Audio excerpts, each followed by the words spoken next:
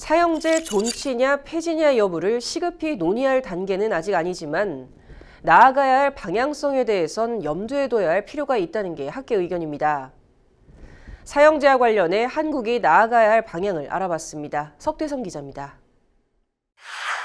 비록 법관이 인명 존중과 인권 보호를 중요한 사명으로 하고 있더라도 현행 법제상 사형제도가 존치돼 있고 합헌으로 받아들여지고 있는 이상 법정 최고형 사형으로 처벌함이 법관으로서의 책무에 부합한다. 지난해 8월 창원지법 2번의 살인과 3차례 살인미수를 저지른 70대 남성 1970년 소년범으로 교도소에 발을 들인 후 인생 절반가량을 감옥에서 보냈습니다. 그간 받은 선고만 징역형 15번, 벌금형 8번. 남성은 이번 공판에서도 판사를 향해 검사 체면 세워주게 사형을 집행하라고 하거나 사형 선고도 아직 안 해보셨을 것 아니냐며 뻔뻔한 태도를 보이기도 했습니다. 사형이 선고되자 손뼉까지 치던 남성은 지난 2월 2심에서 무기징역으로 감형받습니다. 이번 사건은 대법원으로까지 갈 전망인데 사형, 무기징역, 무기금고형이 선고된 판결에 대해선 피고인이 상소를 포기할 수 없기 때문입니다.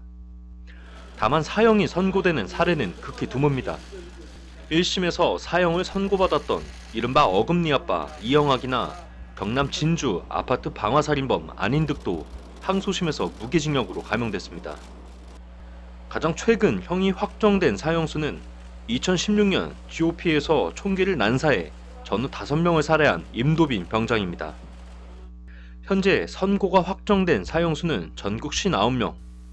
지난해 이들을 수용하는 데 든 비용은 17억 7천만 원. 1인당 수용비가 구급 공무원 연봉과 비슷해 세금 낭비라는 비판도 제기됩니다. 사형은 절대적인 징벌이 아니다. 생명을 보호해야 할 국가가 생명권을 박탈하는 사형제. 인권 문제와도 복잡하게 얽혀있어 세계적으로도 지속적인 의제 대상입니다. 한국은 사형제에 대해 어떤 태도를 취해야 할까? 학계는 인권 보호와 사회적 정의 실현을 위해 공정한 재판 절차를 보장하고 사형 집행은 결국 없애는 데 초점을 맞춰야 한다고 강조합니다. 여기서 그래서 더 후퇴를 하면 우리가 그동안 이루어왔던 우리 한국의 인권 선진국이라는 이미지가 굉장히 퇴색할 수가 있고 앞으로 국제 정치나 국제 경제에서도 불리한 점이 있을 수도 있다는 거죠. 효력도 불분명한 사형제도. 다만 대안으로 나오는 가석방 없는 무기징역을 현 시점에서 도입한다면 이 역시 사회 안전을 고려하지 않은 것이라고 학계는 말합니다. 사후적 입법 평가 후 사형제도 폐지 여부를 논의해도 늦지 않다는 겁니다.